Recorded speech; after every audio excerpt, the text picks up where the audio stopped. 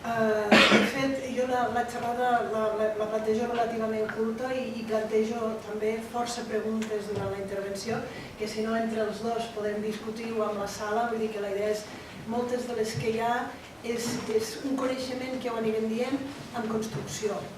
Jo de fet vinc més de l'àmbit bio, en què no és tant un coneixement en construcció sinó molt reglat i moltes vegades el dubte que es planteja si realment del bio es pot abocar al social.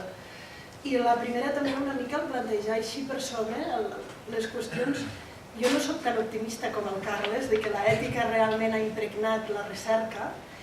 Al contrari, jo crec que ha impregnat segurament la reglamentació de la recerca i de forma secundària arriba als investigadors, però no perquè estiguin convençuts que han d'incloure els aspectes ètics, sinó perquè estan convençuts que per aconseguir presentar un projecte necessiten els aspectes ètics. I aquí ve una de les pistes que jo crec que si almenys queda d'aquí de la jornada, d'allò 4 coses que han de quedar clares, és pensar en l'ètica des de l'inici d'un projecte, no des del final.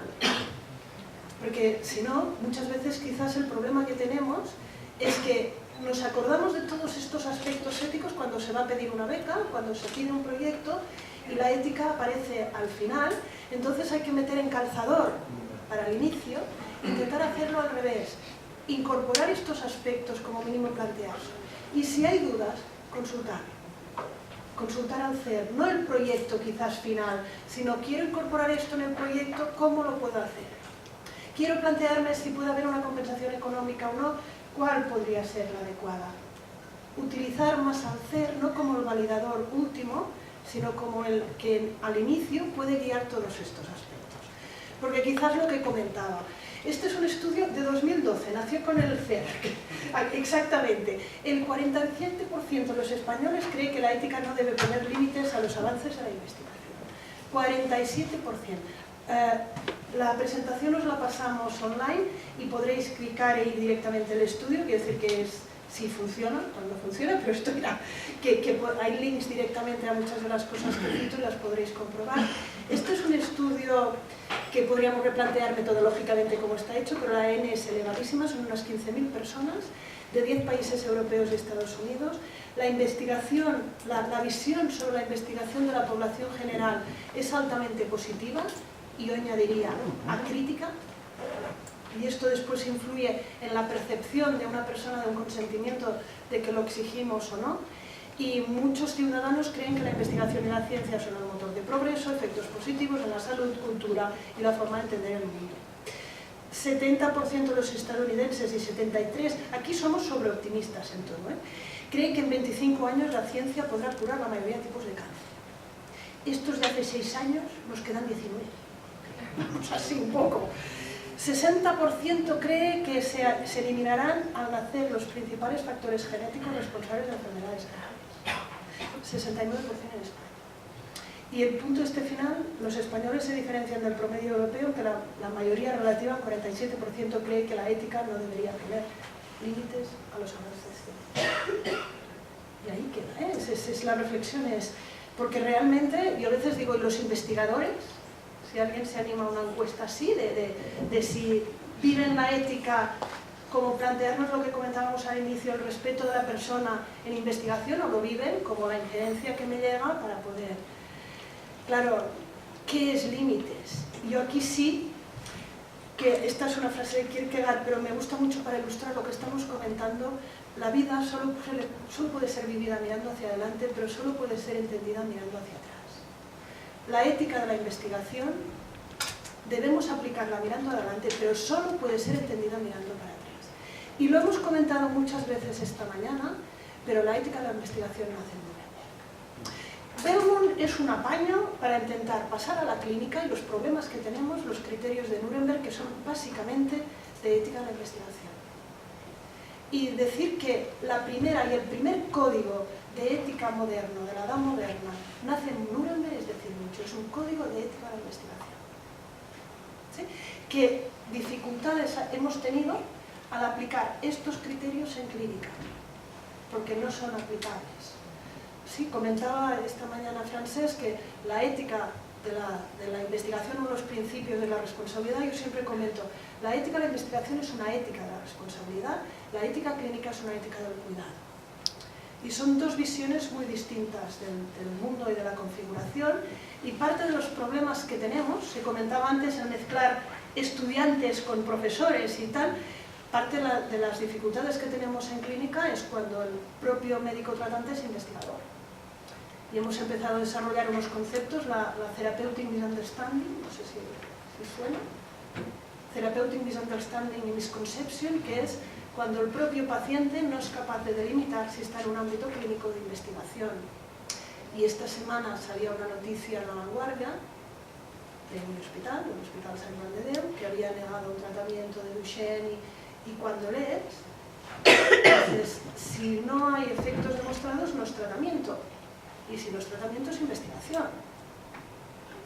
Sí, vuelvan a leer la noticia en clave de... Y Therapeutic Misunderstanding nos está diciendo que debemos tener muy claro en qué territorio estamos. Y en su caso, en ámbito social, muchas veces sería en el de la intervención o en el de la investigación. Sí, no lo tenemos muy claro y han pasado años desde Nuremberg.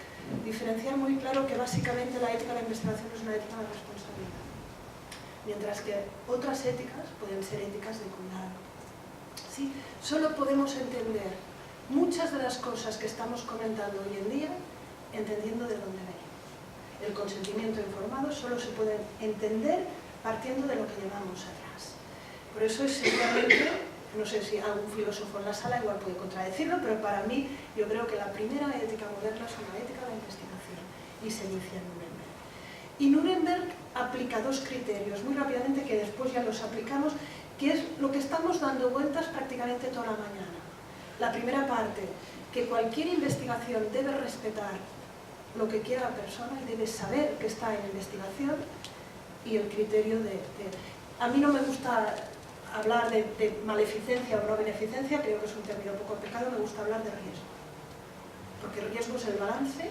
Podemos aceptar actuaciones relativamente maleficentes o con riesgo de maleficencia si la beneficencia es muy elevada. Entonces, es mejor, yo utilizo más como criterio decir qué riesgo estamos en esta actuación en concreto. Con lo que a veces hay que evitar todo aquel riesgo y sufrimiento del clínico. Esto es Nuremberg. Si lo quieren, cuando tengan, yo les recomiendo ir directamente al código original, aquí lo tendrán, si funciona, si no, copiar y pegarlo de toda la vida. Y lo que pasa es que cuando aterrizamos en el ámbito social, esto yo creo que no necesariamente los investigadores clínicos, pero sí que en clínica está muy bien definido. Cuando entramos en ámbito social, pues no está tan claro. Punch, no sé si lo conocen, es un investigador que dice algo así como que en ámbito social no es tan necesario las regulaciones éticas porque el ámbito social toda la parte ética ya la tiene incorporada. Digo, eso es mucho suponer, ¿eh? Como el valor al soldado, yo creo que es mucho suponer. Y Punch defiende todo esto, no es necesario tanta regulación, y entonces empezaríamos a sacar estudios del ámbito social, en psicología, por ejemplo, sí, los de aplicación de descargas eléctricas que él fingía, sí, no sé si los conocen, y decir, pues bueno, que tenemos la ética incorporada en el ámbito social, pues lo vamos a ver. Y él comenta, realmente todo esto nos cuestiona preguntas prácticas, éticas y legales difíciles de resolver y nos enfrentan entre la necesidad de investigación y el proteger de los sujetos, es el continuo. Por esto un poco, criterios éticos en investigación. Y esto a los alumnos les digo, esta es la base, y cuando tengan un proyecto, 1, 2, 3, 4, 5. Y vamos. 1. Podemos promover y proteger los derechos fundamentales de las personas. La cientificidad del proyecto. Si metodológicamente no es correcto, no es ético. Pero no todo lo metodológicamente correcto es ético. Sí, pero yo creo que Jordi nos ha ilustrado muy bien el punto 2. El 3, la evaluación de riesgo-beneficio. Alto riesgo, alto beneficio, vigilemos cuando la balanza se desequilibra, el consentimiento, la selección de la muestra, la evaluación por CEIC o por CER, y después todo el tema que queda de la ética de la comunicación. Y la integridad, y las FFP, que llamamos, falsificación, fabricación y plagio. Hay estudios de qué porcentaje. Alguna vez que lo comenté en el CER me decían, no, es que esto es en el ámbito biomédico. Bueno, cifras que se han preguntado a investigadores, aquí no lo podemos preguntar, tampoco sé, pero ¿cuántos investigadores han fabricado o falsificado algún dato? No de poder, si hay un hueco e intento que... No, realmente, y nos movemos con cifras muy altas. De un 30 a un 40% de investigadores reconocen en ámbito biomédico. Lo digo porque en el CERN me dicen, no, es que ese es tu ámbito. Y digo, bueno, pero aquí, porque no lo hemos preguntado en el ámbito social, pero no sé. Pues hay toda una parte también y los sesgos de publicación. Si los resultados negativos no se publican, en ámbito médico tenemos una enorme discusión sobre si hay que publicar todo o no hay que publicar todo. Y un reto pendiente es las webs de seguimiento de proyectos, que se pueda ver el resultado de los proyectos, estén o no estén publicados. Pero esto ya es un poco más sacante. Como normas derivadas concretas del respeto a la persona y los derechos fundamentales, yo a veces las traduzco en lenguaje más coloquial. La primera es decir la verdad. Que podemos hablar de consentimiento o no. Las personas deben saber que están sometidas a investigación, recordar de dónde venimos. Simplemente el objetivo, el riesgo y el promotor. ¿Quién realiza la investigación? Debemos proteger la información confidencial y estamos obligados al consentimiento de la persona incorporando el término de competencia. Competencia es la habilidad. Normalmente distinguimos capacidad. Capacidad sería la figura legal para que una persona pueda consentir o no. Competencia sería la palabra ética, que es una persona, un menor puede no ser capaz y ser competente. ¿Sí? Con lo que jugamos con las dos. Competencia de hecho y competencia de derecho. Recordando que el consentimiento informado requiere que la persona tenga la habilidad mental para poder tomar esa decisión, que sea libre, estudiantes, estudios en prisiones, bueno, aquí ya tendríamos que ver, y que la persona esté informada. Uno no puede consentir sin ser informado. Consentir, yo creo que ya se ha comentado bastante, pero yo sí que lo que remarcaría es que básicamente el consentir es que la persona sepa responder a tres preguntas.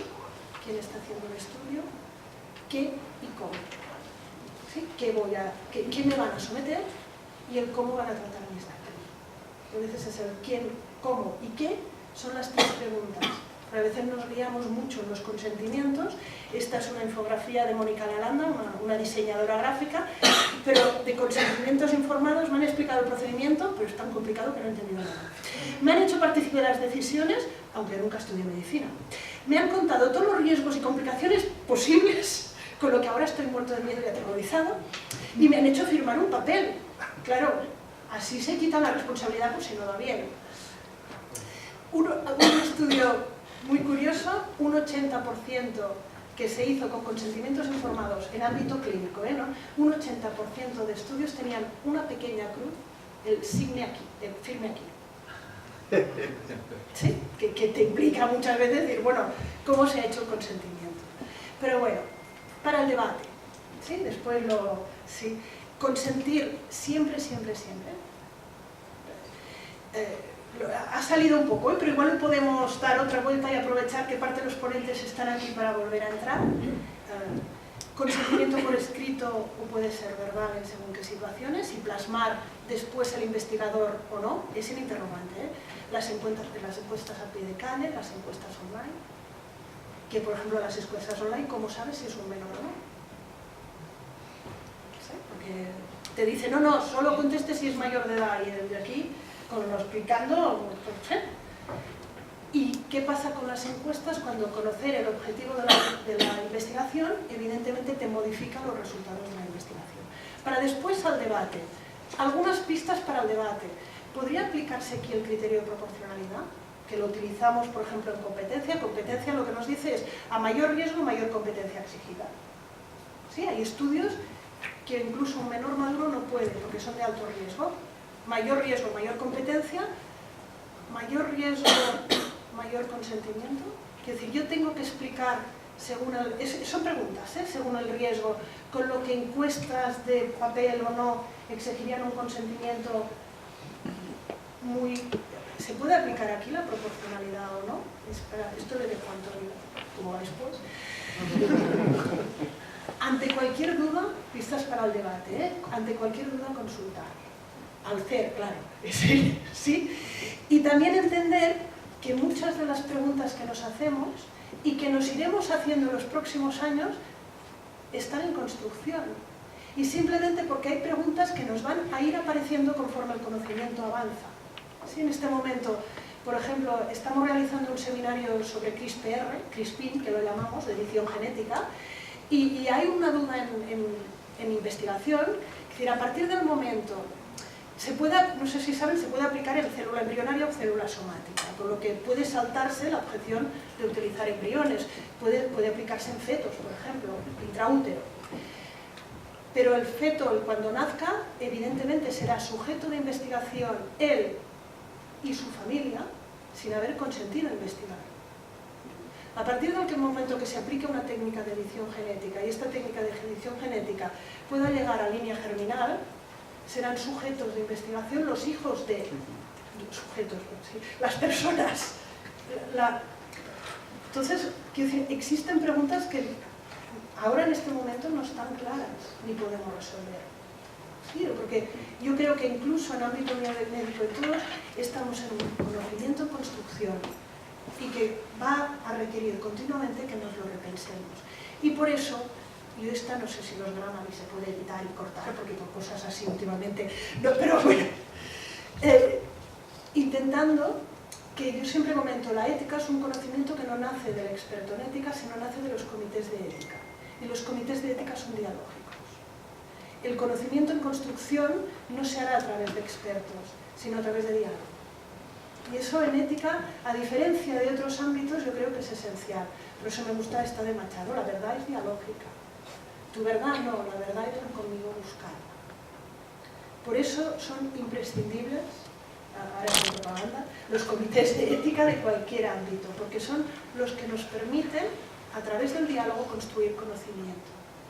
No es una persona que se erige como experto y manda pautas, sino que es capaz de... Y yo digo, pues para ir a la ética me gusta mucho, estamos en un viernes por la tarde casi, con lo que, pues los comités de ética, lo imprescindible, pues es ser capaz de cambiar de opinión. Yo estas de las que pongo más de cheers a todos aquellos que son capaces de cambiar de opinión cuando muchas veces los conocimientos o los argumentos de otros son capaces de cambiar mis creencias. Por eso la actitud hacia la ética es esta. Estamos en un conocimiento en construcción y debe ser dialógico, porque es entre todos. Y son las dos ideas.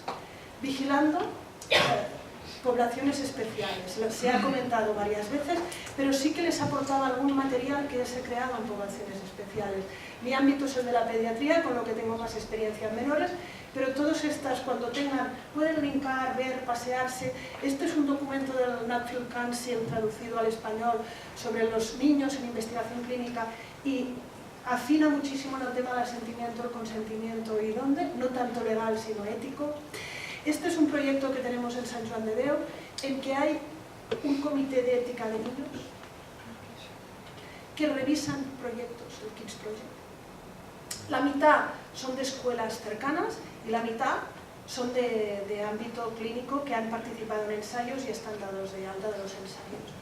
Pero revisan los proyectos los propios menores. Ellos no van a participar en estos proyectos, son el Kids Project y han creado un montón de decision aids, de pautas que pueden ayudar a los niños a decidir. Yo creo que lo de la participación ya es algo que cada vez va a ir más y aquí les había dejado algunas infografías sobre el tema del consentimiento, el asentimiento que las pueden utilizar y aquí tienen varios links si se los quieren ver sobre un documento del Nuffield Council, el mismo que era. Este es un vídeo que explica a un niño qué es participar en un ensayo y el otro explica el Kids Project. Para ya ir aterrizando la confidencialidad, que la dejaré sobre todo a él. Me gustó mucho, yo creo que en nuestra sociedad tenemos un problema grave con la confidencialidad. Me gustó ir por un país del norte y ver esto, porque decir, bueno, pues no somos solo los latinos. Sí, pero esto era en el área del café y ponían este comentario. Es decir, bueno, pues no somos los únicos que vamos comentando cosas por todas partes. Sí, esta también es de Mónica Lalanda y es más duro, un ascensor público en la que entre profesionales sanitarios se comenta de vaya, el de la 7A tiene un HIV positivo, no quiere que lo sepa su madre y además es homosexual. he puesto esta viñeta para entender que el daño que provoca la rotura de la confidencialidad difícilmente puede ser reparable. Hay daños reparables, pero el daño que produce cuando rompemos la confidencialidad, cuando es daño difícilmente reparable. Por eso debemos garantizar muchísimo este tema y estar muy sensibilizados, que a veces, yo comento más, la ética es más de actitudes, que si tenemos este chip puesto ya vamos a buscar cómo anonimizar. Claro, planteándonos si aún podemos hoy en día hablar de confidencialidad. Esto es de la semana pasada, iba pensando que les explicaba, porque, bueno, un New York Times se ha encontrado un asesino, tenían un asesino en serie en Estados Unidos de los años 70, tenían su ADN, pero no coincidía ninguna base de datos, ha coincidido con las bases de datos de familiares. Se ha podido rastrear el árbol familiar a través de las bases de datos. Hace poco hablaba con una compañera de Madrid, de la Complutense de Madrid, genetista, y decía, bueno, eso de que garantizan el anonimato en la donación de gametos, de semen o óvulos, olvidarlo, porque uno podrá rastrear quién son a través de las familias de bases de datos de familias genéticas y podrás saber quién es tu padre o tu madre genético. Yo creo que la confidencialidad hoy en día es complicada y a veces eso de a quién le importa, ¿sí? Esto es un New England de hace un poquito, yo creo que hace un mes o menos de un mes.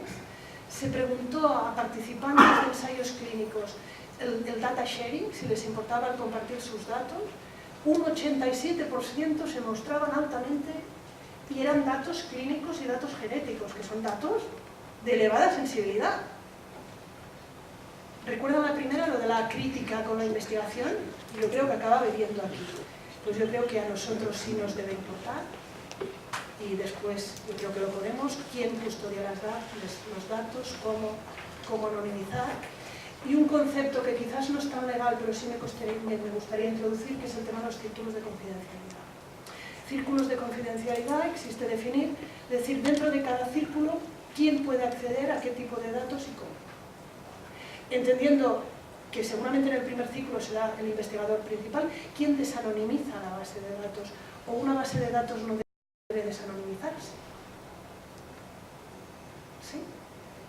Nosotros en clínica normalmente deben poderse desanonimizar por si hay alguna implicación clínica del estudio que puedas poder recontactar a la persona. ¿Sí? En ámbito social deberían poder o no. Entonces sí que tenemos un primer círculo en que estarán muy pocas personas que puedan ser capaces, un siguiente círculo, y entender que cada vez que saltamos de círculo, más debemos proteger porque más gente tendrá acceso a ello. Lo que yo creo que no es un concepto legal, pero nos puede ayudar a todas estas cosas. Y ya para acabar, hay una muy buena guía sobre la investigación, no solo en ámbito educacional, sino social, que es relativamente reciente, de 2011, pero también se la podrán cuando tengan acceso ya a la presentación o no. Y después será para hablar. Gracias.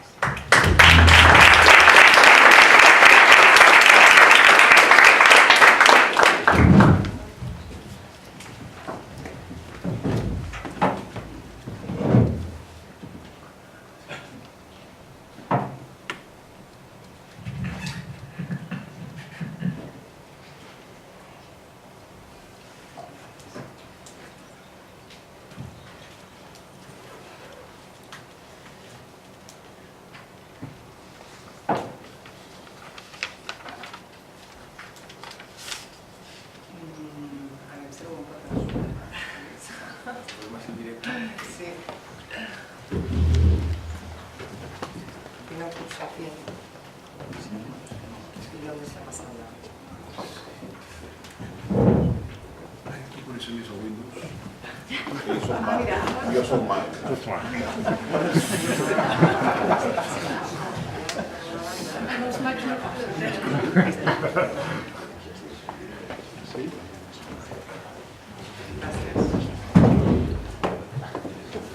Muchas gracias por la ayuda, gracias por invitarme.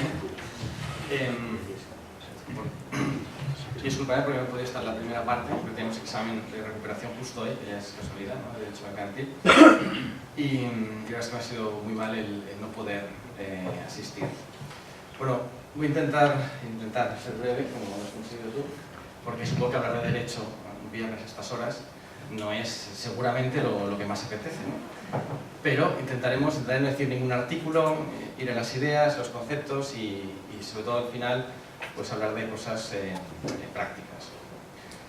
Claro, cuando hablamos de protección de datos, ¿no? Todo el mundo se queda pues, con una cara como esta. Porque, bueno, dice esto los datos, la gente se ha vuelto loca, cuando hay las sanciones, digo, esta gente se ha vuelto loca, pero realmente tengo que hacer todas estas cosas, pues esto es un trabajo tremendo, es un coste, ¿no? Y es verdad, ¿no?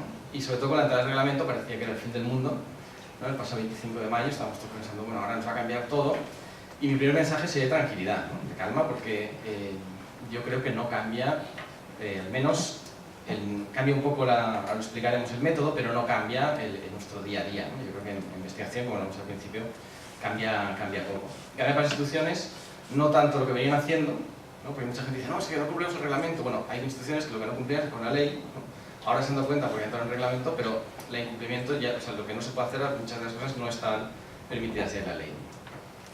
Un poco, a mí la sensación que me da es que la Ley Orgánica de Protección de Datos, que dicho sea de paso, sigue vigente, ¿no? Ahora, como decía mucho que estaba en construcción todo, yo creo que realmente está en construcción y ahora está además en confusión, ¿no? Porque tenemos una ley vigente que tenía que haber sido derogada y haber entrado la nueva en vigente, la nueva en vigor, que sigue en el Parlamento, tenemos un reglamento que no se entiende con la ley y bueno, estamos esperando que se haga la nueva ley y estamos también en construcción, ¿no? O intentando ver que, o sea, hay muchas cosas que a lo mejor cuando el debate digamos, bueno, esto como es, pues, no sé, ¿no?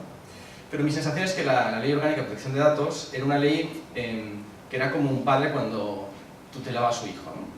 Y nos decía, pues mira, hay que ir por aquí y hay que ir por allá, ¿no? Y entonces ahora escríbeme los ficheros aquí. Y además, pues mira, estos son datos de seguridad altos, estos son medios, y si haces mal esto, y a los datos altos les das esta medida de seguridad, a los datos medios esta, ¿no? Y un poco nos guiaba mucho. Ahora el modelo es un modelo más de, lo que llaman ahora compliance, que es un modelo de gestión de riesgos, ¿no? Es decir, la ley, ahora el reglamento lo que nos viene a decir es, bueno, se han suprimido los ficheros, se han suprimido los niveles de seguridad, entonces cada uno, pues, ¿no? Esto es como cuando el hijo quiere salir, ¿no? De juerga y le dice a su padre, ¿puedo ir a no sé qué fiesta? Y dice, bueno, tú mismo, ¿no? Tú ya eres mayor, pues aquí un poco nos dicen lo mismo. Es un sistema más flexible, como veremos ahora, pero es un sistema que también tiene riesgo, porque lo que están diciendo es, oye, cada organización tiene que evaluar sus riesgos, cada investigador tiene que evaluar sus riesgos, hacer su propio análisis de riesgos y en función de eso establecer las medidas que considere oportunas. Pero no es como antes, que decía, no, esto es un dato de seguridad alto, pues hay que poner estas medidas, ¿no? Sino ahora dice, bueno, tú mismo, ¿no? Entonces esto nos da flexibilidad, pero también nos da ciertos, sobre todo los abogados nos da un poco de pánico, ¿no? Porque los abogados que somos que nos digan las cosas, pues esto nos da un poco de pánico. Y además ahora pues entran los consultores porque hay que hacer análisis de riesgos a las organizaciones. Entonces a los abogados cuando nos preguntan, ¿el riesgo qué es? ¿Bajo, medio, alto? Alto, siempre es alto. Tenemos dudas, ¿no? Entonces tenemos que apoyarnos un poco en los consultores que dicen, no, esto no es alto, esto es medio. Otra cosa que también hay que ir de la mano ahora es de los abogados que tenemos un poco subido, ¿no? Que pensamos que antes éramos autosuficientes, pues ahora no solo necesitamos consultores, sino que necesitamos informáticos. Porque como todo es digital, pues claro, cuando te dicen esto es seguro, no es ni idea, ¿no? Tienes que ir a un informático y que te diga, ¿este sistema es seguro o no es seguro? ¿No? Esto lo veremos ahora un poquito más en detalle, ¿no? Pero bueno, básicamente lo que es transmitir un mensaje de seguimos haciendo lo mismo, no hay que preocuparse en exceso, las organizaciones cambian el método de gestionar, pero no hay que realmente tener miedo al pánico, ¿no? Este nuevo método que conlleva, ¿no? Hay dos cosas que yo creo que lo cambian sustancialmente. Una es el principio de responsabilidad proactiva. Nos dicen, oye, las organizaciones ahora y las personas que están en las organizaciones tienen que ser proactivas, ¿no? Este método de responsabilidad tienen que pues, ver qué riesgos tienen y ser proactivos. No hay unas normas, ¿no? Tienen que constantemente revisar sus procesos y decir qué van a hacer, ¿no? Esto es un cambio. Antes que nos decían, bueno, si tú haces esto ya estás cubierto. No, ahora es más difícil, ¿no? Por otra parte, lo que decía, hay que hacer una gestión de riesgos. Entonces esto implica pues, hacer evaluaciones de riesgos. Hay una cosa que yo creo que es novedosa, que son las evaluaciones de impacto, que es junto a esa evaluación de riesgos general que hacen las organizaciones, ahora cuando hayan procesos, que esto está por ver, ¿no? Es una cosa que todavía no sabemos muy bien cómo aplicar porque no se han aplicado o a la luz no han salido, ¿no? No se han compartido experiencias, ¿no? Pero cuando hay un proceso que implique un riesgo para los datos, para los derechos y libertades de las personas, de sus datos, ese proceso concreto tendría que tener una evaluación concreta del impacto que tiene. Y en función de esa evaluación, pues tomar las medidas que toquen. La Agencia de Protección de Datos ha publicado una guía de cómo se tiene que hacer esto. No parece excesivamente complicado, pero sí que al menos lo que es importante es documentar. O sea, yo creo que ahora este modelo que implica mucho, como si tenemos alguna inspección, ¿no?, que podemos tener, ya sea sectorial o porque alguien se queja, porque un paciente dice, oiga, esto es porque estamos usando mis datos, si nos viene a ver la agencia, lo que hay que poder acreditar es, mire, yo tomé estas decisiones y las tomé en base a esto, ¿no? Y documentar muy bien, pues que hicimos un análisis de riesgos, que lo ponderamos, hicimos un análisis y que dijimos, pues mira, hay que tomar estas medidas y las tomamos, ¿no? ¿Por qué? Porque luego ahí va a estar el kit, ¿no? Si ha habido un error, pues si hemos tomado todas las medidas y ha habido un error, pues seguramente la sanción será menor. Si no hemos hecho nada, pues la sanción será mucho mayor. Por tanto, la primera idea es cambio de modelo. Las cosas que se hacen dentro de ese modelo van a seguir más o menos siendo las mismas, como veremos ahora, pero hay que ser un poquito más responsables, más proactivos, más atentos, ¿no? y ser más cuidadosos con el tema de los datos. Simplemente como recordatorio, ¿no? Un dato personal, la definición que nos da el reglamento no ha cambiado, hablamos de personas identificadas o identificables. Esto de identificables siempre los abogados nos trae un poco de cabeza, ¿no? Porque decíamos, los datos genéticos, ¿no? El ADN es un dato identificable. Entonces la ley decía, o sea, para que sea identificable tienes que usar métodos no desproporcionados para averiguar quién es. Y yo pensaba, pues hombre, un análisis genético debe ser complicado de hacer, ¿no? Pero no, la agencia dice que eso es un dato personal porque permite identificar a la persona, con lo cual un poco el resumen es que casi todo para la agencia, casi todo es un dato personal, ¿no? Desde las IPs hasta pues, datos genéticas, muestras y demás, ¿no? Aquí tenéis un poco lo que viene hacia el reglamento, pero hay que ir a máximos. Tratamiento. ¿Qué es tratamiento? Pues cualquier trato que se haga de ese dato. Aquí veis, pues el reglamento habla de recogida, registro, ¿no? Supresión, destrucción, limitaciones, de cualquier uso que hagamos de ese dato es un tratamiento de datos, por tanto está en el ámbito de protección de la ley. El fichero. Bueno, el fichero hasta ahora, ¿no? Sabéis que pues, tenemos categorías de ficheros y decimos, bueno, esto lo declaramos ante la agencia y ya está, ¿no? Como os decía antes, eso ha cambiado, sigue existiendo el concepto de fichero, pero ahora lo que nos dicen es, en vez de un fichero, una cosa formal, cada organización tiene que tener como una especie de fichero interno, que no hace falta que sea público, sino que lo que hace es categorizar, tiene que hacer un análisis interno, y decir, pues yo uso datos pues, de pacientes, uso datos pues, de matrículas, ¿no? Uso datos de empleados, y cada uno de esos datos, categorizarlo, y decir, y estos datos, hacer una especie de ¿no? Una tabla que diga, pues estos datos los uso para tal, los recojo de esta manera, los cedo a no sé quién, ¿no? Entonces tener un esquema. A partir de ese esquema, de esas categorías de datos, vamos a hacer nuestro análisis de riesgos, ¿no? Pero el sistema de ficheros, de comunicación de ficheros, queda sustituido por este sistema de registro de actividades que se llama registro de actividades, que básicamente pues, son todos estos datos que de cada una de las categorías de datos que tenemos que utilizar, pues tenemos que tener claro, ¿no? Esto no paso rápido porque el detalle lo podrán ver cuando les pasen las transparencias. Luego, recordatorio de dos cuestiones, las figuras del responsable de tratamiento y el encargado de tratamiento no cambian, ¿no? Sabéis que el responsable es la persona que es el titular de los datos, que los gestiona, y el encargado es aquella persona a la que se externaliza un servicio y va a tratar los datos para un servicio, ¿no? Por ejemplo, yo siempre pienso en un ejemplo muy fácil, que es el de las nóminas. La empresa que externaliza las nóminas, pues los datos de los trabajadores, cuentas corrientes, todo eso, se le cede a la gestoría y la gestoría pues los usa, es el encargado, ¿no? En investigación, pues si a lo mejor decimos, pues necesitamos una empresa externa que nos haga un análisis X, una empresa de software que haga lo que sea, ese es un encargado de tratamiento. ¿Qué consecuencia tiene eso? Que hay que firmar un contrato en el que tiene que constar hay un modelo tipo en la agencia, que tiene que constar unas primeras obligaciones que tiene que hacer el encargado, ¿no? Es decir, y además, una novedad es que el encargado, o sea, una de las diligencias que se le exige al responsable es escoger bien al encargado de datos, ¿no? Por tanto, si vamos a subcontratar un proceso, nos van a exigir que, desde un punto de vista de datos, hagamos una evaluación de si esa empresa o esa persona, porque puede ser un autónomo, si es seria, si tiene medidas de seguridad, porque si no las tiene, luego el responsable va a ser responsable de pagar la redundancia. Aquí me gustaría hablar un poco, ¿no? Por ejemplo, en proyectos de investigación, una cosa, es decir, cuando nosotros somos titulares de unos datos y encargamos a una empresa que nos haga un determinado análisis, eso estamos en este cuadro, encargado, responsable encargado y un contrato. Si nosotros, por ejemplo, decimos, oye, tenemos datos, queremos colaborar con no sé qué centro de investigación, claro, ahí, si no es un servicio que le pidamos al centro de investigación, no es un contrato, una relación de encargado, porque no estamos externalizando nada. Decimos, no, vamos a compartir con no sé qué instituto de investigación nuestros datos para hacer una investigación. Eso es una cesión de datos. Los datos salen de nuestra organización hacia otra organización. Y para eso hay que tener consentimiento expreso. Para este caso, no. Para la subcontratación de servicios no hay que tener consentimiento. Para el caso de la cesión, sí. Luego podemos hablar un poquito más en detalle. Como os decía antes, esta tabla que os enseñaba, ¿no? Es decir, niveles de seguridad y medidas. Esto ya ha dejado de estar en vigor. Es verdad que las agencias están diciendo, si usted más o menos sigue este esquema, sígalo usando, porque ya está bien, ¿no? El documento de seguridad que tiene su organización, las medidas que usted ha implementado pues, en su investigación ya estaban bien, revíselas, pero no hay que preocuparse. Pero lo que estamos diciendo es decir, bueno, esos datos que antes eran datos de nivel básico, medio y alto, ahora que nos dice la ley, mira, son todos hay que analizar cómo los tratamos, y hay una segunda categoría que son los datos especialmente protegidos, ¿no? Que nos da una lista, ¿no? El origen étnico-racial, las opiniones políticas, porque estos ya existían en la Ley Orgánica de Protección de Datos, con lo cual tampoco hay mucho cambio. Es decir, los datos que antes eran sensibles de nivel alto van a seguirse tratando como tales. ¿Qué nos añade el reglamento? Nos añade la referencia a los datos genéticos y a los datos biométricos. He puesto ahí las definiciones, pero básicamente lo que el legislador está preocupado, ¿no? Por el uso de este tipo de datos, ¿no? Los genéticos por razones evidentes y los biométricos porque cada día se utilizan más, ¿no? Y estos dos tipos de datos son datos especialmente protegidos. Luego podemos profundizar un poco sobre el tema.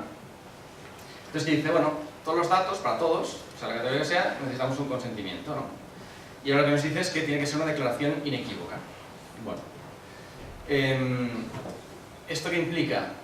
Que tenemos que tener una constancia. Lo que nos está diciendo la ley es, oiga, si a usted alguien le ha dado un dato, cuando yo vaya a verle, la agencia, tiene usted que mostrarme pues, dónde está. Si me lo dio a través de un formulario de internet, si me lo dio en papel, eso tiene que demostrarlo. Si usted no sabe de dónde ha salido ese dato, tiene que borrarlo, no puede utilizarlo. ¿Vale? Claro, este es el origen. Seguramente habéis recibido millones de correos, ¿no? Antes del 25, pidiéndose el consentimiento, por favor, ¿no? Este es el último que recibí yo, que me hizo mucha gracia, ¿no? Yo nunca te abandonaría. ¿Y esto por qué es? Porque ahora tenemos que tener constancia de los datos. ¿Qué pasaba? Esto evidentemente no son datos de investigación, pero sí que las empresas tienen muchos datos que no sabían dónde aparecían. O incluso en su día a lo mejor tuvieron el consentimiento, porque alguien nos dio una tarjeta, lo incorporamos a la base de datos, practicamos la tarjeta, no sabíamos dónde venía, y eso ahora con la nueva regulación ya no es posible, ¿no? Por ejemplo, con las tarjetas, ¿no? El ejemplo típico, o la compra de bases de datos, no sé si se estila mucho esto, pero lo que hay que hacer es, una vez se incorpora esa tarjeta, ¿no? Hay que enviarle un mail a la persona diciendo, oye, muchas gracias por haberme dado tus datos, por el interés en nuestro proyecto. Si no, te incorporamos esta base de datos, estas son las condiciones de esta base de datos y te puedes dar de baja si quieres, ¿no? Porque el consentimiento nos lo da la tarjeta. Luego lo que hacemos es enviarle para tener una constancia, informarle de los fines de la base y tener una constancia, ¿no? Por si algún día pues, nos reclaman. Pero este es un poco el gran cambio, ¿no? Ahora hay que tener un consentimiento, lo que llama una declaración inequívoca a la ley, que es tener una constancia física, electrónica del consentimiento. ¿Cuándo nos dice la ley que hay que dar un paso más? Nos dice que hay que tener consentimiento explícito, que no declaración inequívoca, con datos de este tipo, ¿no? Sobre todo me referiré al tratamiento de categorías especiales de datos, que son seguramente los que están el 95% de los datos que se trabajan en investigación, ¿no? También cuando hay una adopción de decisiones automatizadas y transferencias internacionales también haré una pequeña referencia. Me preguntáis, bueno, ¿cuál es la diferencia entre una declaración inequívoca y un consentimiento explícito? ¿No? Porque eso pues, es una de esas cosas que estamos intentando ver, ¿no?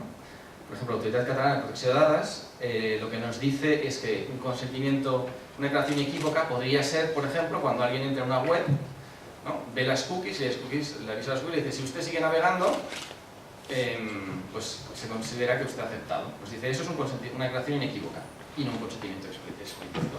Bueno, creo que el matiz es muy fino y yo, como abogado, lo que me olvidaría de la declaración inequívoca es siempre el consentimiento explícito, ¿no? Y sobre todo, bueno, evidentemente, en este caso, que es evidente que... Cuestiones más prácticas, ¿no? Esto seguramente ya es una cosa que venía haciendo la agencia, pero ahora aparece explícitamente en el reglamento, y es que no podemos dar casillas prechequeadas. Cuando en un formulario estamos pidiendo consentimiento a alguien, la casilla no puede ser una casilla ya, pues, sobre todo en Internet, que es la tentación. Hay estudios, ¿no? Los economistas se llaman hasta el Economic Behavior.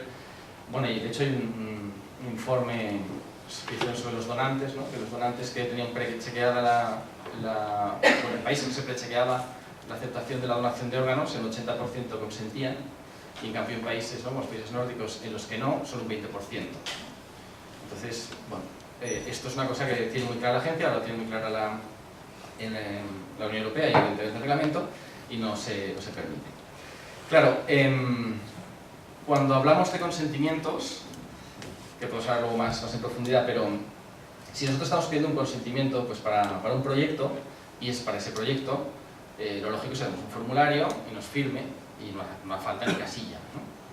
Si a lo mejor estamos pidiendo varios consentimientos, ahí sí que hacen falta casillas, ¿no? Por ejemplo, imaginamos en el ámbito biomédico, que es, oye, le voy a hacer esta prueba, quiero el consentimiento para la prueba, y luego quiero también sus datos para la investigación, y quiero el consentimiento también para la investigación. Entonces, ahí sí que son dos consentimientos distintos, porque uno es para la prueba y otro es para la investigación. Claro, la tentación, y lo que se venía haciendo es pongo una casilla, acepto mis datos, ¿no? Que mis datos sean usados para la investigación. ¿Qué pasa? Si solo ponemos una casilla, cuando hay problemas, primero, si aparece el consentimiento, que nunca aparece, ¿no? Cuando hay problemas, pero si aparece el consentimiento, hay casos, ¿no? Que se ha probado que la tinta es distinta, ¿no? Y entonces un poco lo que hablamos de la ética, del consentimiento, de la transparencia, ¿no? ¿Cuál es la buena práctica? Poner dos casillas. Entonces que la persona diga sí o no, ¿no? Y entonces en ese caso ahí no hay duda, ¿no? Y creo que es bastante más transparente. En cuanto a los consentimientos, bueno, ahora veremos un poquito la información que se tiene que dar, pero evidentemente tiene que ser una información clara. Clara especialmente con los menores, ¿no? La ley dice que los menores, sobre todo para servicios de información, la edad son los 16 años, dice que los estados la podrán bajar hasta 13, pero lo que está claro es que cuando nos dirigimos a menores hay que hacerlo en un lenguaje claro, sencillo, coloquial, un poco lo que hablabas antes de cómo nos comunicamos. Ahora veremos que el espíritu de la nueva ley es comunicarse de una manera casi esquemática y telegráfica para que se entienda y muy clara y muy sencilla, dando la oportunidad luego al interesado de ampliar información, pero sobre todo dar la información sencilla. Luego, todos estos consentimientos son revocables en cualquier momento y hay que permitir la revocación en cualquier momento, hay que hacerlo de la manera más fácil posible y además gratuita.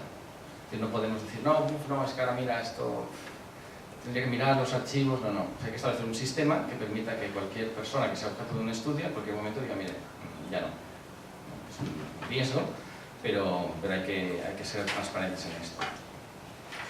¿Qué nos pedía que informásemos la Ley Orgánica de Protección de Datos? Bueno, decía que la información que tenemos que dar cuando recabamos ese consentimiento tenía que ser expresa, precisa e inequívoca. ¿Qué nos dice el reglamento? Pues amplía, intenta ser más garantista, dice tiene que ser concisa, transparente, inteligible, de fácil acceso, lenguaje claro y sencillo, ¿no? Es decir, hay que ser mucho más exigente con la información que damos cuando recabamos ese consentimiento, ¿no? Y ahora veremos un poco el sistema que he establecido. Antes de esto, claro, cuando estamos pidiendo información por un proyecto, siempre salen dudas, bueno, y estos datos que yo tengo para este proyecto, ahora me doy cuenta que no los consigo para este otro, ¿puedo reutilizarlos? ¿No puedo reutilizarlos? Bien, hasta el momento, los abogados absolutamente adversos al riesgo, ¿qué recomendábamos? No, tú en tu consentimiento pon exactamente que es para el proyecto no sé qué, claro, cuanto más concreto mejor. Bueno, ahora parece ser que tampoco era una práctica que se hiciese del todo, pero bueno, era un poco la instrucción. Ahora parece ser un informe que además, que llegó a hacer los científicos, sabéis más que los abogados, ¿no? que me hizo mirar Monse, a raíz de los considerandos que en la directiva, ¿no? Los considerandos son la parte de la directiva que no son los artículos, que ayudan a interpretar. La Unión Europea es consciente, ¿no? La Unión Europea en general, en sus políticas, de que los datos son importantes para la evolución científica. Y lo que viene a decir es, no seamos tan exigentes. El informe en concreto de la Agencia Española de Protección de Datos habla solo de datos biomédicos, pero yo creo que es también aplicable a investigación no médica. Lo que viene a decir, si basta con que se diga más o menos proyecto, ¿no? Es un proyecto de investigación oncológica, ¿no? Y si es dentro de ese ámbito, se podrán volver a utilizar esos datos, sin recabar otra vez el consentimiento, que creo que es una muy buena noticia, ¿no? Hay que ver cómo hacemos esta construcción, veremos, ¿no? Porque a lo mejor luego nos dicen, no, esto es solo para los biomédicos. Pero sí que hay una cierta preocupación de la Unión Europea en esto, ¿no? La directiva de derechos de autor que ayer tumbaron, el Parlamento también recoge unos artículos que no son objeto de discusión, que permiten el data mining para investigación, los centros de investigación, sin ninguna cortapisa, ¿no? en cuanto a la propiedad intelectual. Es decir, yo creo que sí que hay una especie de movimiento del legislador intentando favorecer la investigación. Bien, decía el consentimiento y la información, ¿no? Que es el binomio. ¿Cómo propone, y esto es el modelo que propone la Agencia Española de Protección de Datos, cómo propone recabar ese consentimiento siempre que sea posible en la agencia? La agencia lo que dice es que hay que trabajar en dos capas. Que la hoja del consentimiento que estamos dando a la persona que es objeto de o que va a acceder a sus datos para la investigación tiene que ser, como decíamos, sintética, sencilla, y es lo que llama la primera capa. Y le dices, da un esquema, este cuadro, ¿no? el que he puesto, ¿no? Que aparece aquí a la derecha de la pantalla, es el ejemplo que seguramente cada vez se irá imponiendo más en las páginas web, seguramente habrá recibido correos con esto, y es básicamente un esquema de qué va el tema, ¿no? Sencillo. Ahí lo que nos interesa es la primera capa. Si alguien quiere saber más, hay que poner un link a una segunda capa donde hay una información más extensa. En esa segunda capa, lo que se está haciendo, el modelo que está siguiendo, es hacer preguntas, ¿no? ¿Quién es el responsable de los datos? ¿Para qué usaré mis datos? Tal. ¿A quién se los voy a ceder? Tal. ¿Hasta cuánto tiempo de conservación va a ser? ¿No? Todo lo que esquema se explica un poquito más, pero la idea es que sea la primera capa, primera información, donde van a firmar las personas objeto de investigación, tiene que ser sintético, claro y sencillo. Incluso la Comisión Europea está elaborando unos iconos, ¿no? Que establece un lenguaje de iconos para que sea todavía más sencillo, ¿no? Porque estamos hablando, como decíamos antes, a gente que a lo mejor no es experta, ¿no? Me ha hecho mucha gracia, no sé a qué estoy consentiendo. Bueno, pues la idea es que hacerlo muy sencillo, que lo que podría parecer inicialmente es que estamos menoscabando los derechos, pero es al revés, ¿no? Porque si damos muchos papeles nadie se los lee, ¿no? Entonces hay que intentar ser transparentes. Ya un par de cosas más en cuanto al sistema y unos cuantos prácticas o consejos y medidas de seguridad. Primero hasta ahora teníamos los derechos ARCO. Los derechos se siguen manteniendo, el de cancelación le llaman supresión, pero más o menos es lo mismo, tenemos el derecho a ponerlos. Dentro del de supresión está el derecho al olvido. ¿Y qué añade el reglamento? Pues añade un derecho más, que es el de limitación al tratamiento, es decir, cuando en circunstancias excepcionales nos pueden pedir que, sobre todo en casos de discrepancia, ¿no? Que limitemos el tratamiento, es decir, que no usemos el tratamiento, pero que mantengamos los datos, a lo mejor porque nos quieren poner una reclamación, o porque nosotros nos han pedido que los suprimamos y nosotros no estamos convencidos de que tenga derecho a suprimirlos y a lo mejor durante ese tiempo estamos discutiendo, limitamos y no tocamos esos datos, ¿no? Es un derecho que un poco es muy parecido al de posición. Y el de portabilidad, que yo no sé si tiene mucha aplicación en el ámbito de investigación, porque creo que está pensado más para otros servicios, que es que podamos pasar nuestros datos, ¿no? Pues de un prestador de servicios a otro prestador de servicios de manera estructurada, ¿no? Es decir, que la Telefónica quiere irme a Vodafone, que entre ellos se pasen los datos, ¿no? No creo, o me resulta difícil, lo podemos hablar luego, ver si eso tiene aplicación, ¿no? Es decir, que paso de un ensayo a otro, no sé. Pero bueno, las sanciones, como sabéis, ahora son bastante contundentes, los 10 millones de euros o 2% del volumen de negocio, o 20 millones y 4 millones según el tipo de sanción. Y un poco este es el resumen, ¿no?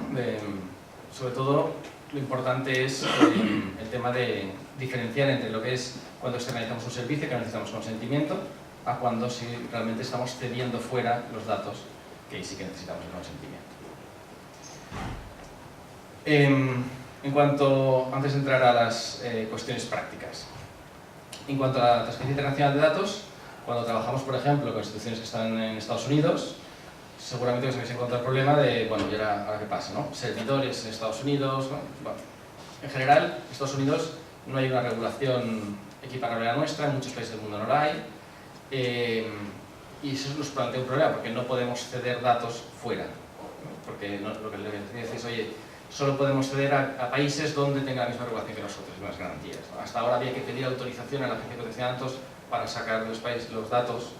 En el caso de Estados Unidos había una cosa que se llama el Safe Harbor, que se sustituyó por una cosa que se llama el Privacy Shield, que es básicamente que una empresa dice, oiga, yo certifico, es una autocertificación de que cumplo las medidas que dice Europa, y entonces con esas empresas no había problema. Pero con el resto había bastantes problemas. Ahora han intentado, la legislación lo que hace es, bueno, dice, hombre, si se garantiza que se cumplen los mismos requisitos cuando cedemos los datos que aquí, la autorización va a ser la excepción. Porque además la autorización era muy farragoso, tenías que presentar el contrato, tardaba 2 meses. Entonces, ahora hemos mejorado en cuanto a al ámbito de la autorización. Cuestiones un poquito más prácticas, ¿no? Y con esto ya acabo porque estoy alargando un poquito más de lo que quería. Claro, cuando hablamos de medidas, ¿qué tenemos que hacer con los datos que recabamos? Primero, todas las medidas que hemos hablado en cuanto al consentimiento, ¿no? Tenemos un consentimiento claro, pero una vez las tenemos instaladas, tenemos que trabajar con ellas, lo que tenemos es que tratarlas con las medidas de seguridad correspondientes, ¿no? En todas las organizaciones hay un documento de seguridad, tenemos que tener claros cuáles son los ejercicios de los circuitos, ¿no? Porque a veces sucede en las organizaciones un poco amplias, es que pues, alguien está trabajando con unos determinados datos y a lo mejor la misma persona está en otra unidad y esas dos unidades no se hablan. Entonces, la persona interesada que tiene sus datos se dirige a una unidad creyendo que nadie más en la organización lo usa y solo, ¿no? Cesan el uso en una unidad pero no en la otra, y eso genera problemas, ¿no? Porque luego pues, hay denuncias y demás. Protocolos, manuales de buenas prácticas, creación de comisión de datos, aplicaciones de medidas de seguridad. Es decir, hay que establecer todo un contorno que permita la protección de datos. Cosas muy concretas. Hablamos antes de si anonimizar los datos o no. Claro, desde el punto de vista de la ley, lo que nos dice, si anonimizamos los datos, significa que jamás volveremos a saber de quién son esos datos. Una vez anonimizados, podemos trabajar con ellos, ¿no? Aquí nos dice además, considerando, ¿no? Os he puesto el párrafo que dice que no se le da aplicación a los datos anónimos. Habla de los datos, habla de la pseudonimización, que dice, bueno, son lo que hablábamos antes de aquellos datos en los que los convertimos, disociamos los datos de la identidad de las personas, pero son reversibles. En algún momento podremos saber quién es esa persona. Como es identificable, eso siempre va a estar sometido a la legislación de datos. Claro, esto el reglamento lo ve como una medida de seguridad. Es decir, usted intente utilizar, ¿no? Pseudonimice los datos siempre que pueda, como medida de seguridad, porque si usted se le filtra los datos, los pierde, va con una carpeta en el aeropuerto y se le cae, ¿no? Eso es una infracción de la ley. Entonces, si están disociados, evidentemente no hay riesgo, ¿no? Pero el tema es que los disociados sí que hay que tratarlos igual que si fuese un dato personal. Otras cuestiones, ¿no? Dentro de la organización. A veces estamos llevando un proyecto de investigación con los determinados datos y, bueno, no es, o sea, lo digo por experiencia propia, hay gente que es un poco, ¿no? En la organización a veces hay personas que se interesan por, bueno, oye, sé que no sé quién está en el estudio, ¿qué ha dicho? Bueno, eso, evidentemente, un principio de la ley es que nosotros tenemos que utilizar los datos solo para lo que lo necesitemos y solo tienen que tener acceso las personas que están trabajando en eso, es decir, no pueden salir de ahí. Eso implica, como decía antes, el informático tiene que limitar el acceso a los datos para no tener que, bueno, para evitar eso, ¿no? Solo unos perfiles, unas personas, no hay que ceder los datos, ni aunque sean de la misma organización, permitir a otros compañeros que los vean si no están en el tema. Destrucción de la información, sobre todo en papel. La agencia incluso, a mí me parece un poquito, digamos, complejo, pero dice que tienen que destruirse por pulverización. Es decir, no basta los que hacen, ¿no? Las rayas, ¿no? Supongo que la gente se imagina como los del CSI recomponiendo. Entonces nos dice que no, que hay que pulverizar los datos. Hay empresas que lo hacen, se puede hacer pues, como se quiera, ¿no? Pero los datos tienen que... Al final, ponte un caso que recientemente pasó a mí, que resume todo lo que estamos viendo.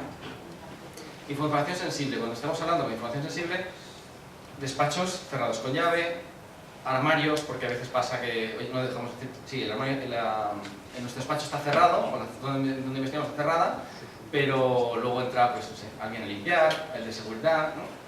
Es mejor guardar las cosas no solo en un despacho cerrado, sino en un armario cerrado. Eso, como decíamos antes, ahora es un tema de ver cómo se organiza, cada uno tiene que ver si eso es un riesgo o no, pero realmente la recomendación es esa.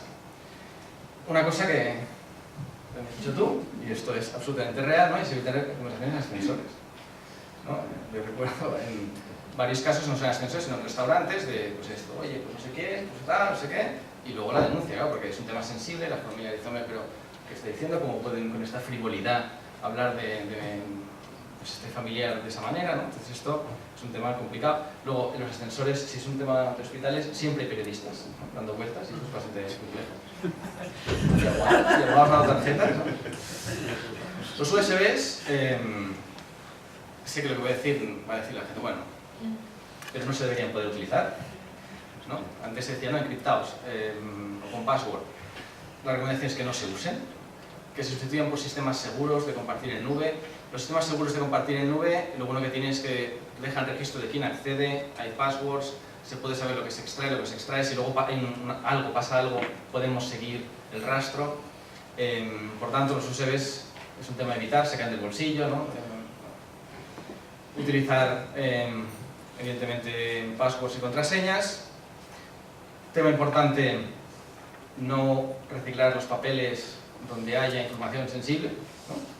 Porque nosotros imprimimos una cara, luego nos olvidamos, cuando le damos una vuelta, lo usamos, nos olvidamos que por otro lado hay información sensible y lo tiramos a la papelera en vez de la destructora. Y eso pues genera problemas, como ahora os explicaré. Envíos. ¿Es seguro enviar por email? Claro, si son datos sensibles, es seguro siempre que esté encriptado. ¿Es recomendable enviar por...? No, no es recomendable porque el Outlook hace esas cosas que pones, pues, vas a enviar a no sé quién, pones 2 letras, te sale otro nombre y te equivocas, ¿no? Entonces, pues, si está encriptado no estamos seguros, si no está encriptado tenemos un problema. Es mejor compartir, ¿no?, ficheros, como decía antes, pues en unidades. Que se bloquee la estación cuando no estemos, cada poco tiempo. Extraer información, ¿no? Sé que es también paradójico porque la gente dice, encima que hay información para trabajar el fin de semana. No. O sea, no se puede extraer la información de los lugares donde están las medidas de seguridad. Aunque sea, todos lo hacemos, ¿no? Pero hay que tener es una actividad de riesgo. Y ahora les explico un poco el resumen de lo que me pasó, que no pues lo explico porque es público, pero que resume un poco todo esto. Como alguien dice, bueno, esto me está explicando estas historias, pero bueno, al final no pasan nunca. Bueno, pues a mí me pasó, ¿no? Yo llevaba una semana trabajando en el clinic, ¿no?, y pasó esto, ¿no? Entonces dice uno, bueno, y claro, pasa. ¿Cuál fue la secuencia de hechos? Pues que era una persona, pues encontraron al pie de un container, pues este tipo de... ¿no? Aquí, pues la foto es... ¿Qué pasó? Porque es público, ¿no? No explico nada que no se puede explicar. Pues una persona que dejaba de trabajar en el hospital, que durante años pues había usado papel borrador, ¿no?, pues había llevado trabajo a casa, pues decidió pues reciclar el papel bajo el container. El container azul estaba lleno, ¿y qué hizo? Lo dejó al pie. Y claro, bueno, pues ahí lo tenemos todo, lo tenemos. No imprimir lo que hay que imprimir, no sacar información del hospital, no utilizar papel borrador, ¿no? Es decir, es un cúmulo que claro, que sucede, ¿no? Bueno, yo me he alargado un poquito más de lo que pensaba, pero espero que haya sido un poquito una visión, sobre todo al final un poquito más práctica. Primero ya sé que es un poquito denso, pero ahora podemos hablar de lo que queráis.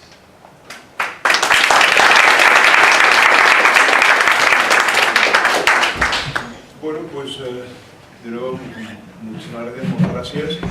Y estamos en la última sesión. Habíamos puesto las 2 como hora de terminar, lo cual quiere decir que tenemos bastante tiempo. Y tiempo debemos usar para comentar esos aspectos, digamos, de datos, pero también entiendo cualquier otra cuestión que haya quedado en el tintero o que se nos haya acudido en este momento. Pues sin más, si alguien desea hacer alguna pregunta, por favor. Yo te iba a hacer 2 comentarios, Montse, sobre lo que tú has dicho. Me interesaron muchísimo las 2 intervenciones. Mira, una de ellas, yo estoy muy de acuerdo con lo que has dicho del código de Nuremberg, que es como la base. Incluso yo a mis alumnos lo he explicado muchos años en la asignatura de ética de la investigación. Pero hay un aspecto que cuando nos encontramos en el ámbito de ciencias sociales, porque el de Nuremberg estaba hecho pensando en ciencias médicas, y es que se refiere a la muerte. Claro, el paciente muere si tiene pues una enfermedad que no se cura o grave o heridas, etcétera, etcétera. Y entonces, por este motivo, Belmont es quien de alguna forma reinterpreta Nuremberg, evita lo que sería el daño de muerte y además introduce un elemento de Helsinki. Entonces lo único que te quería comentar, porque claro, yo en principio cuando esta mañana he intervenido he dicho, bueno, yo me pensé en eso, pero quizá porque tenía yo como internalizado que el caso de muerte de investigación en ciencias sociales prácticamente no se da, creo yo como consecuencia de una investigación. En el ámbito médico podemos estar investigando sobre enfermedades que no se pueden curar, no lo sé, es un pensamiento en voz alta. Y una segunda cuestión, que estoy también muy de acuerdo contigo, pero yo me iba a referir a casos que son un tanto extremos. Cuando en el propio informe Belmont se habla después de lo que serían las aplicaciones de los principios básicos y se refiere a la de lo que correspondería a la valoración de riesgos y beneficios, hay dos casos, porque lo que se está trabajando es decir, a ver, más riesgo, menos riesgo. Se podría establecer casi una especie de escala, o también desde más beneficio, menos beneficio. Pero hay dos casos que yo creo que se encontraría en una situación casi atípica. El que asume participar en una investigación con mucho riesgo, muchísimo riesgo, pero voluntariamente. Caso clarísimo, Médicos Sin Fronteras. Por ejemplo, a lo mejor van a zonas en que hay una epidemia tremenda, pero lo saben y a pesar de ello están dispuestos a ir. Entonces, en este caso, vale, mucho riesgo. A lo mejor no sería recomendable que fuese una zona que está llena de no sé qué tipo de epidemia. Y luego hay un segundo caso muy diferente que yo he visto en diferentes publicaciones en que se ha tenido en cuenta. Y es que cuando se trabaja con comportamiento espontáneo en contextos naturales y sobre todo en lo que sería el overbehavior, el consentimiento informado igual no tendría sentido si se trata de sesión pública. Por ejemplo, un cantante que está cantando ante la televisión pública y lo ven millones de espectadores. Si yo estoy haciendo un estudio sobre, yo qué sé, su cadencia o su no sé qué al cantar, tengo que pedirle consentimiento. Otro ejemplo, un partido de fútbol, ahora que están los mundiales. Pensé en una televisión pública que lo ven millones de espectadores en todo el mundo. Yo he trabajado mucho en observación en deporte. Yo quiero realizar un estudio de observación en deporte, tengo que pedir consentimiento informado a no sé qué jugador o a no sé qué responsable del equipo. Entonces, este caso de los over behaviors, repito, creo que formaría parte de otra excepción de ello. Bueno, quería comentar muchas cosas más, pero no puedo hablar más. Sí, gràcies per l'observació. Ja he comentat al principi que tinc un biaix de l'àmbit bio, ja és molt... Per això jo, amb el que comentes, posava el tema que m'agradaria també si em podies agafar, el tema de la proporcionalitat, que jo crec que és un tema fonamental. És a dir, si estem fins i tot fent recerca amb observacions d'espais públics, que el risc és... risc nul no hi és mai, però el risc és pràcticament nul, fins a quin punt hi ha aquesta necessitat de tenir un consentiment explícit. Sí, per això, I sí que l'utilitzem en competència, hi ha una escala que és l'escala de Drain, d'avaluació mòbil de la competència, que utilitza competència i risc, està definida, però més en competència, no en consentiment. Bàsicament es pot fer actuacions del risc amb competència plena i només amb competència plena. Sí, no tant un que potser té el deure de socors, que potser té l'obligació d'anar en una zona, això és un conflicte ètic que, per exemple, amb l'Ebola ens va ressorgir, de si un hospital és referent d'Ebola pot els professionals negar-se a atendre o no. Això és un conflicte que va sortir en temps del SIDA i amb l'Ebola l'Hospital de Sant Joan de Déu de Barcelona era referent amb infantojuvenil de tota Espanya. I aquest ens va sortir. No tant aquí, però, per exemple, persona sana que prova un fàrmac s'està sometent a un risc amb nul benefici. Però ho pot fer si té una plena competència. Després ens hem d'assegurar d'això. Però jo aquest de proporcionalitat sí que passem la pilota. No, si de proporcionalitat, jo crec que la regulació és un principi bàsic, no? El que passa és que és una proporció que a mi a vegades em costa veure, no? Perquè estem parlant d'una proporció, normalment parlar dels drets i llibertats fonamentals, que sigui proporcional, però és una línia que a mi em costa, perquè jo la posaria molt més propera del que es posa. Clar, hi ha casos que jo crec que ja estan molt clars, de proporcionalitat, però Aquests, home, plantegen un repte, no? Perquè sobretot fer un estudi sobre futbolistes, segurament, si em poso el barret de l'agència, diran no, fes-ho anònim, perquè la proporcionalitat, és a dir, fer, o almenys la publicació fes l'anònima perquè no cal que diguis qui és per demostrar el que vols demostrar. Això és el que diria, perquè al final em pot el cor conservador d'un advocat. Te contesto mínimament. Ho he plantejat d'aquesta manera perquè he treballat molt amb observació de l'àmbit de l'esport.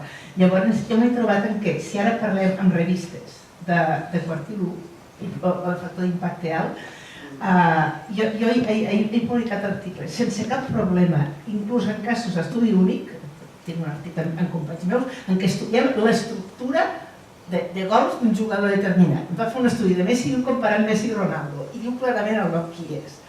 I no hi ha cap problema, està publicat en la revista de quart i l'1, està publicat un aquest any, l'any 18 i l'altre l'any 17. Però en canvi hi ha alguna revista anglesa, el Journal of Sport Science, per exemple, que treballant amb equips del tipus que sigui, el nivell que sigui, amb competicions que són públiques, emeses per televisió pública, no deixi publicar-ho, sinó es disposa d'un permís de comitè ètic o el que sigui, perquè a més ells no acaben de dir comitè ètic de forma explícita.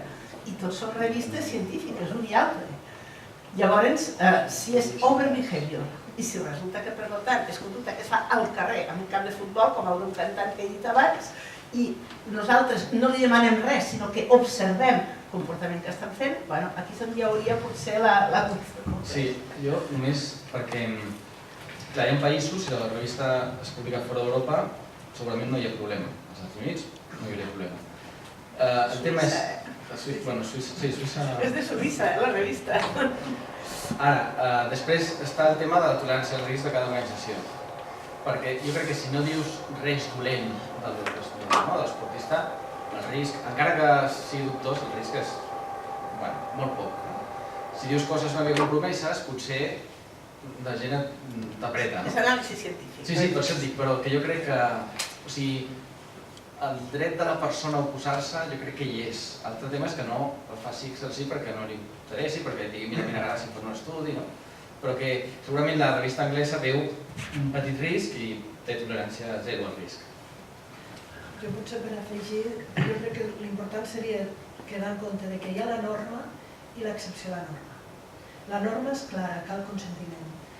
Jo el que diria és sempre que hi hagi una excepció a la norma, que no ho faci l'investigador o l'equip sol, sinó que demani parer. Sí?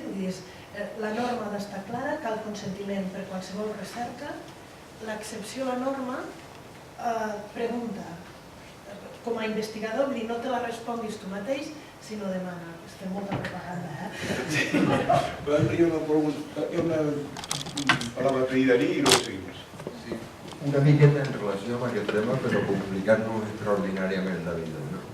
A veure, un dels temes punters de recerca en ciència social i en comunicació és l'anàlisi de xarxes socials. Ara disposem de software que són capaços de capturar milions i milions i milions de... Primer, sense el consentiment de nosaltres. Són capturats per participar en una investigació. Clar, podrien aplicar aquest principi que deies tu. El que passa és que hi ha una sentència del Suprem de l'any passat ben interessant, que és la condena al diari L'Opinió de Zamora, en la que el tribunal diferencia, és la primera del Suprem, entre allò públic i allò pública.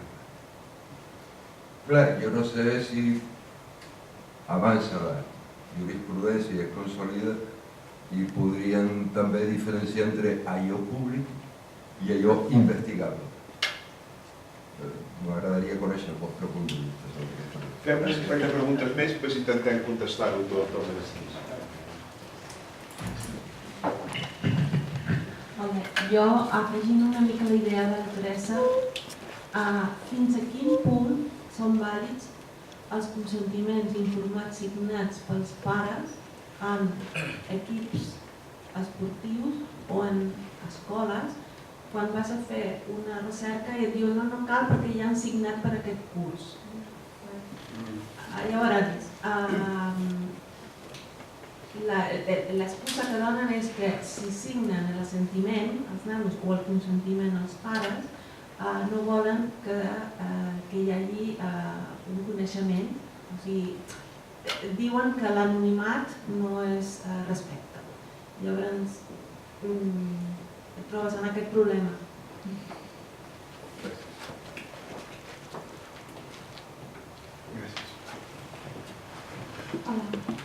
A mi tot això del que hem estat parlant m'ha recordat a una conversa que vaig tenir fa poc amb una companya de doctorat que està fent investigació en l'àmbit de l'educació física però en l'àmbit hospitalari, no?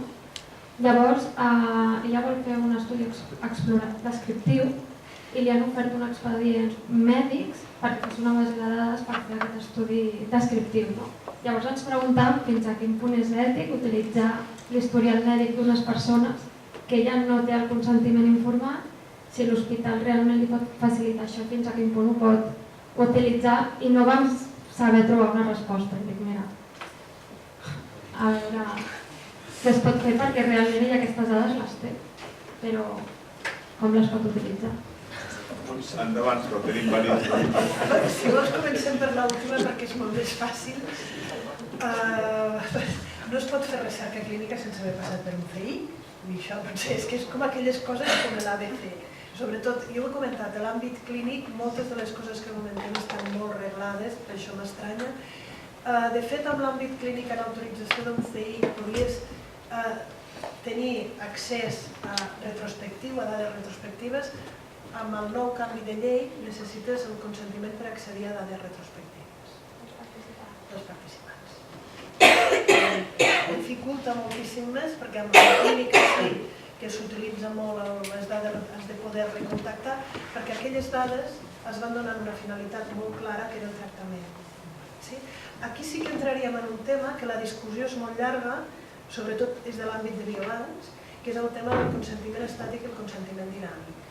El consentiment estàtic és el que tu especifiques molt clarament el per què cedeixes amb un biobanc és amb una mostra biològica, i el consentiment dinàmic són consentiments més amplis que aquí sí que a nivell, amb l'anterior llei no derogada encara, els consentiments dinàmics tenien molt difícil encaix.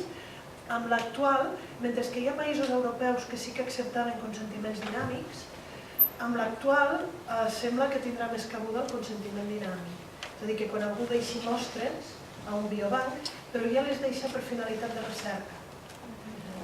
Aquestes que segurament estàs parlant són dades que estan allí per la finalitat de tractament.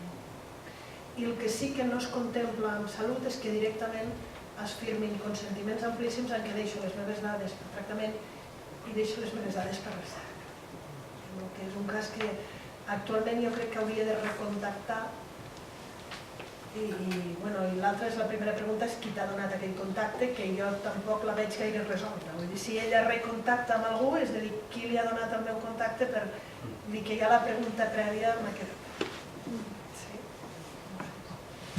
No, jo crec que no gaire. El tema del recontacte sí que, clar, en teoria s'haurien d'estar les dades de contacte i un consentiment perquè ens contactés un altre cop, que és una mica raro, però...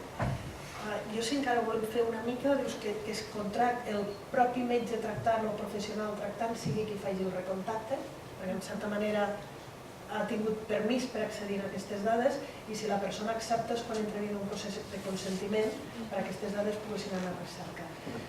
L'àmbit clínic és un àmbit molt protegit. Jo potser li demanaria a la doctora Guerra si volgués contestar la pregunta de la doctora Guerra perquè sé que estan en àmbits molt propers. En principi... Sí, lo digo en castellano por ti.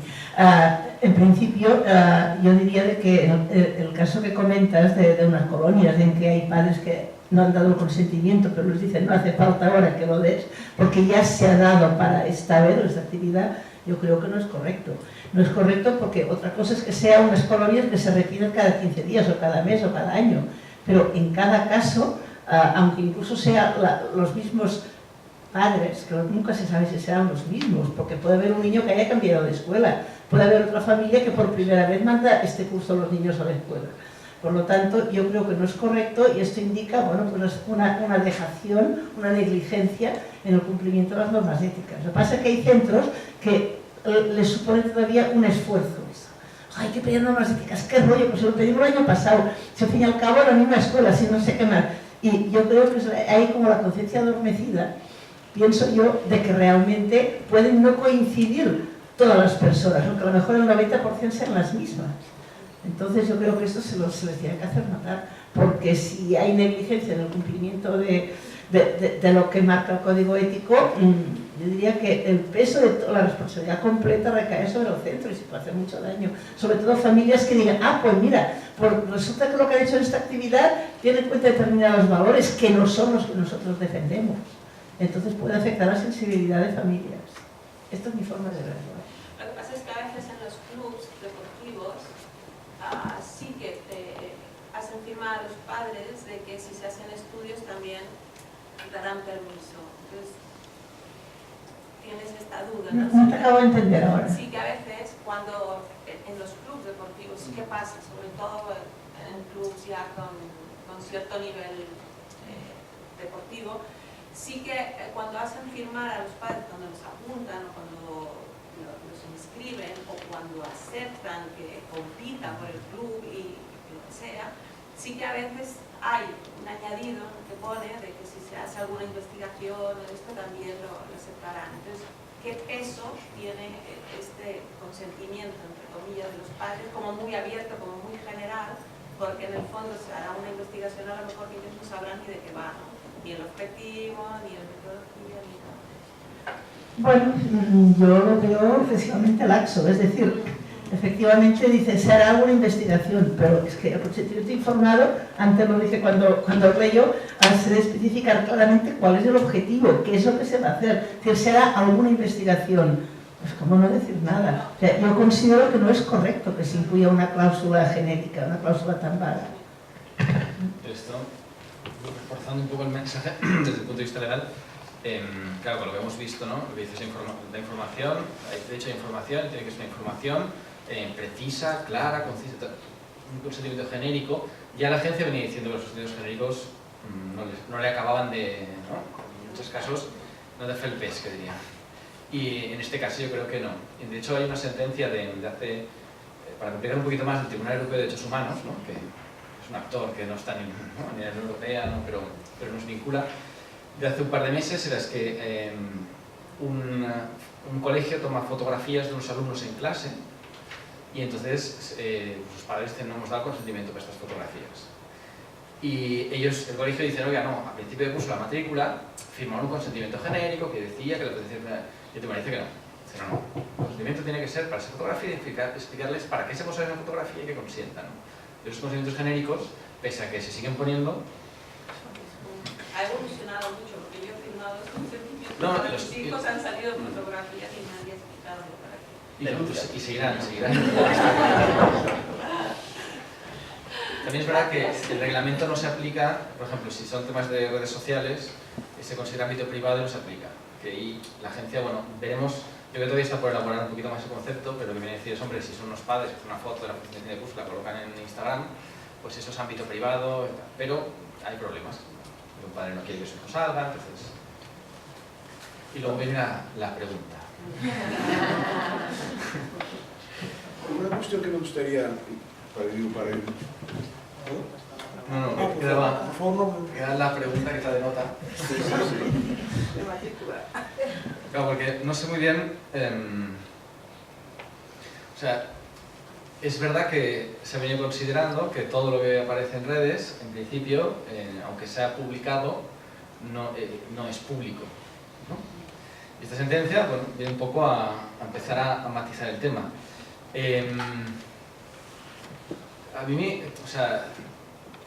mí me cuesta creer que las empresas que tienen estos datos no los usen, ¿no? Al menos no anonimicen y utilicen, o los servidores que están en Estados Unidos que no les aplica, pues aunque les aplica porque todo lo que ofrezca en Europa tiene, o sea, una empresa que no opera en Europa pero sí que ofrezca servicios en Europa también le aplica el reglamento, ¿no? Que tiene que tener un delegado y tal. Pero claro, a mí me cuesta ver que la línea vaya a ser esa, porque yo tengo la sensación, sobre todo la gente es muy restrictiva, luego la audiencia, que es donde van los recursos,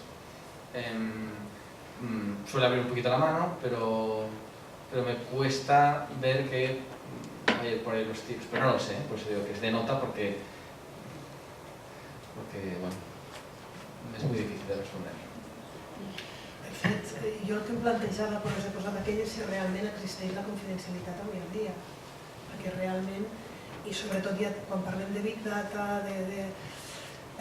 jo crec que la pregunta va més enllà del que podem contestar o no, però quan parlàvem de confidencialitat te preguntes si realment existeix o pot arribar a existir.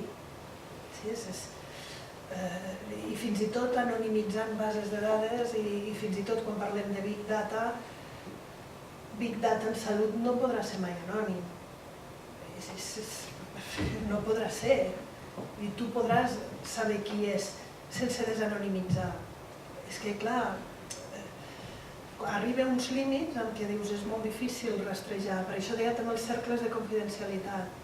Sobretot quan som nosaltres qui generem les dades, intentar que entrin almenys en un cercle en què pugui rastrejar dintre d'aquell cercle qui té accés. És difícil. Sí, a ver. Dos preguntas más, en plan curiosidad y general en el momento.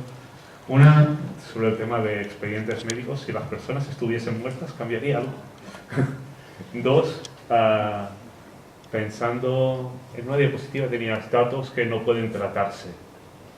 Y la pregunta que se me ha sugerido son geolocalizaciones en secuencia donde te encuentras a alguien que obviamente Google Maps abierto todo el día. Suponer. Obviamente ha pasado por mi casa, sabe dónde duermo, por tanto, saber quién soy es como bastante claro. Además sabe dónde estoy las otras 8 horas del día, por tanto, cruzando esto, el nombre está. Y además detecta que voy a la iglesia y por tanto sabe, pues, a qué iglesia voy. O cualquier otra actividad parecida. Estos datos, obviamente existirán, obviamente no van a desaparecer. ¿Qué hacemos con ellos? Decía eso porque he copiado literal lo que dice la ley, ¿no? Porque es decir, no solo sabes dónde se te dice, si sale ahora, tardará 20 minutos en llegar a casa, ¿no? De hecho, hay un TED Talk que habla de una persona que ejerce el derecho de acceso a sus datos de la compañía de teléfonos y de los últimos 6 meses lo saben todo, todo.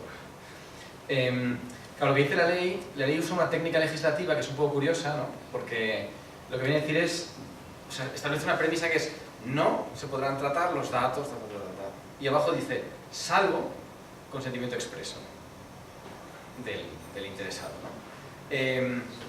¿Cuán expreso es ese consentimiento? ¿No? Cuando le das al efecto para usar, ¿no? Pues Google Maps. Claro, yo no creo que lo que pasa en Google Maps es que tu localización, o sea, si nos ponemos finos, ¿no? Yo creo que se podría utilizar Google Maps sin saber tu localización, ¿no? Pero Google Maps lo que te dice es, no, es que es imprescindible que para este servicio use localización. Entonces, no es un consentimiento aparte, sino que es el mismo. O sea, si tú, o blanco o negro, si juegas a esto, das tu consentimiento. Y sí, es como los teléfonos, dice, oiga, tengo que localizar porque tengo que enganchar con las antenas. Claro, si usted acepta de un teléfono, está aceptando que lo geolocalice. Lo que le garantizo es que no usaré sus datos para otras cosas. Que eso es donde se la duda, y dice, bueno, a ver qué, ¿no? Pero en principio con la licencia de agua no podríamos. Bueno, muchas gracias. Yo tengo una pregunta. Bueno, había una segunda. Sí. El muerto. Pero no está arreglado. O sea, es verdad que los muertos ya no son personas, ¿no? Desde el punto de vista del derecho no son personas, pero sí que siguen teniendo derecho al honor, ¿no? Entonces deja que sus herederos ejerciten los derechos por ellos. Entonces es verdad que no tienen el mismo elenco de derechos que tienen los vivos, pero sí que tienen derechos y los herederos pueden ejercer los derechos por ellos. Más o menos en el resumen. Incluso en algún CEA, en ámbito asistencial, hemos tenido algún caso en que los herederos han pedido informes y se ha considerado que no debía darse toda la información a los herederos, que se ha protegido la información que había respecto a la persona fallecida no jurídica, pero persona, y se ha protegido, pero incluso con sus herederos, solicitando información clínica de esa persona.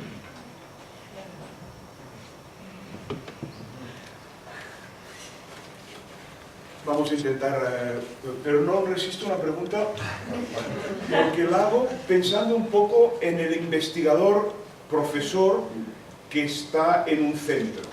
Y este centro es una empresa, y esta empresa tiene un NIF, esta empresa está acogida a la ley, y esta empresa, desde el día 26 de mayo, tiene un delegado de protección de datos, que evidentemente la tiene, la empresa la tiene, puede ser el rectorado, pensando en que maneja una serie de datos de alumnos, de empleados, de investigadores, y con esos datos pues ha de cumplir las normativas o reglamentos. Pero también los investigadores somos también, los profesores somos también investigadores. ¿Podemos usar la figura del delegado de protección de datos para que obligatoriamente, nos dé respuesta a estas dudas cuando planteamos una investigación? Sí.